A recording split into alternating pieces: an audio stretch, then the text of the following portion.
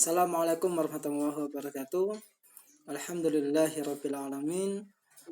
Anak-anak kelas 8 yang sangat saya banggakan, semoga pada pertemuan kali ini anak-anak diberikan kesehatan oleh Allah Subhanahu wa taala sehingga bisa mengikuti pelajaran kita dengan proses pembelajaran jarak jauh atau PJJ materi PKN kelas 8B.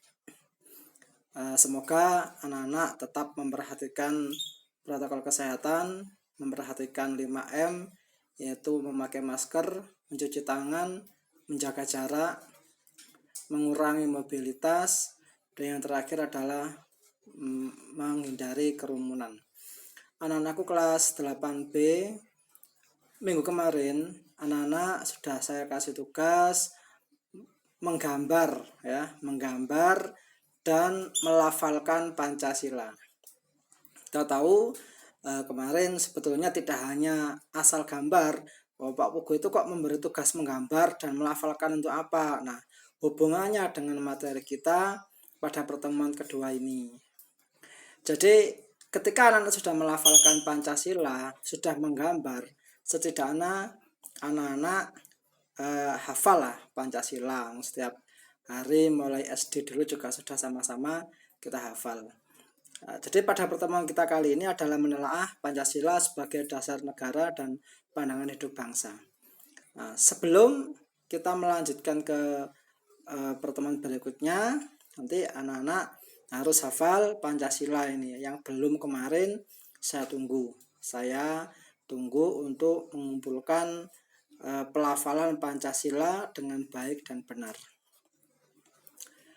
Pada pertemuan kedua ini kita akan belajar tentang sejarah singkat dari pembentukan Pancasila. Jadi tidak ujuk-ujuk jadi Pancasila seperti yang sekarang ini, tidak ujuk-ujuk ada Pancasila, sila ke-1, ketuhanan yang Maha Esa, 2, kemanusiaan yang adil dan beradab, ya kan?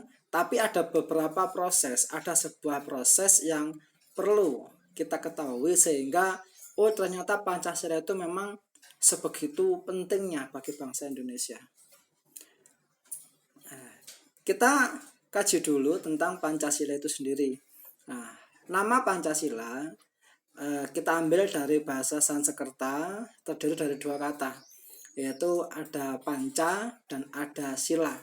Panca itu ada yang berarti 5, sedangkan sila berarti prinsip atau asas.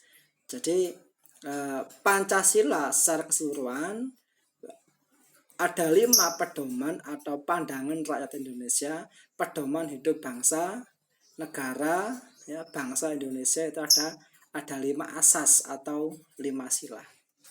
Jadi diambil dari bahasa Sanskerta, panca artinya 5, sila artinya asas atau prinsip. Jadi 5 prinsip yang menjadi pandangan hidup bangsa Indonesia. Kita tahu semua kemarin anak sudah melafalkan kan Pancasila, ada ketuhanan yang Maha Esa, kemanusiaan yang adil dan beradab, persatuan Indonesia, kerakyatannya dipimpin oleh hikmat kebijaksanaan dalam permusyawaratan perwakilan, keadilan sosial bagi seluruh rakyat Indonesia. Di situ ada gambar bintang, kepala banteng keringin. Nah, tugasnya nanti anak-anak adalah harus hafal, harus tahu ketuhanan yang Maha Esa itu lambangnya apa, simbolnya apa. Kemanusiaan yang adil dan beradab, simbolnya apa, lambangnya apa. Ini anak-anak harus tahu, harus paham. Nanti tugasnya adalah menghafalkan atau mengerti sila pertama lambangnya apa, sila kedua lambangnya apa, sampai sila kelima lambangnya apa. Tuh. Oke, kita ke sejarah lahirnya Pancasila. Anak-anak kelas 8B, Pancasila kalau kita melihat sejarahnya, jadi sebetulnya bermula dari kekalahan tentara Jepang pada saat Perang Pasifik. Jadi setelah kita dijajah oleh Belanda, kita sempat dijajah oleh Jepang.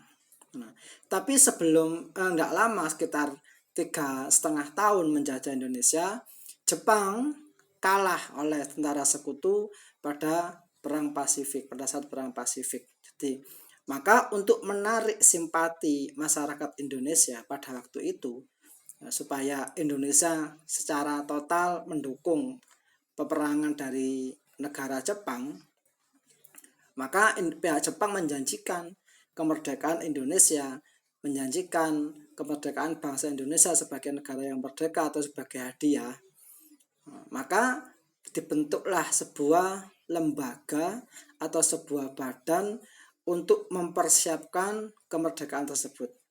Maka lembaga tersebut bisa dinamakan Dokuritsu Junbei Kosakai atau biasa kita kenal dengan BPUPKI, Badan Penyelidik Usaha Persiapan Kemerdekaan Indonesia. Nah, dalam sidang yang pertama,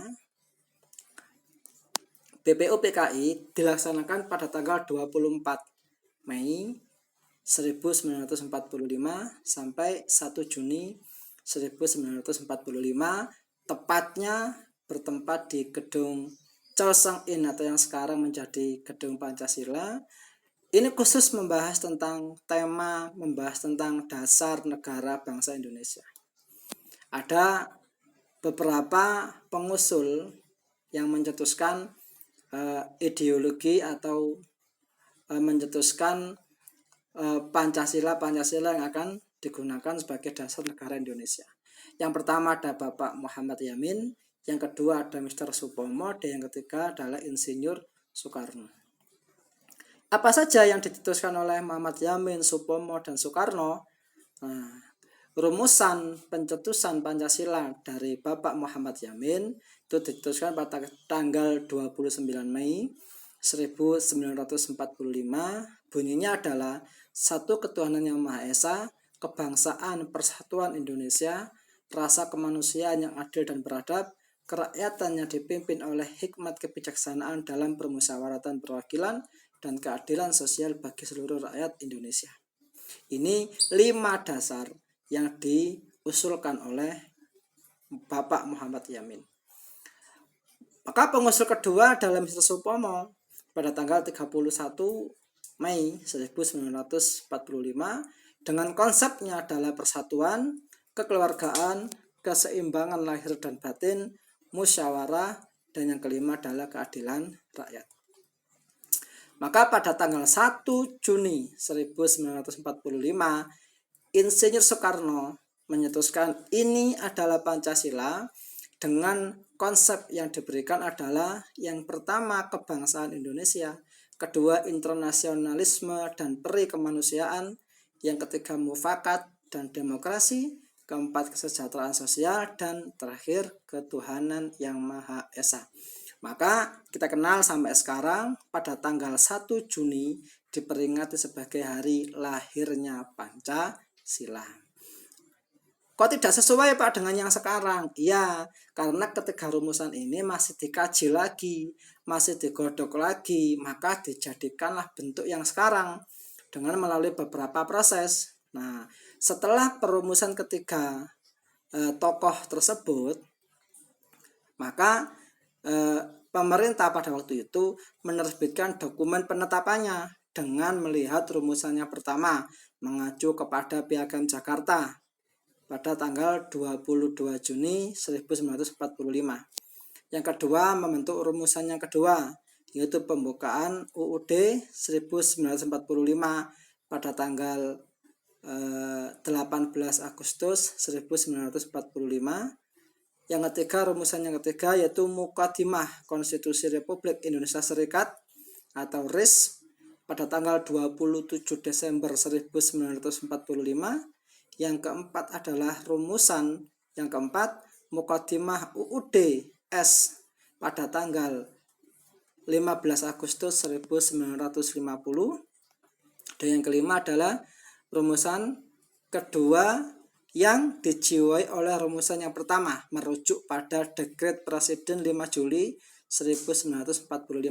Maka berdasarkan 5 rumusan ini, 5 rumusan yang sudah diterbitkan oleh pemerintah, maka pada tanggal 13 April 1968, nah dalam instruksi tersebut ditegaskan bahwa Pancasila yang sah adalah yang sekarang adalah ketuhanan yang Maha Esa, manusia yang adil dan beradab, persatuan Indonesia, kerakyatannya dipimpin oleh hikmat kebijaksanaan dalam permusyawaratan perwakilan, keadilan sosial bagi seluruh rakyat Indonesia yang termaktub dalam pembukaan UUD 1945 alinea ke-4.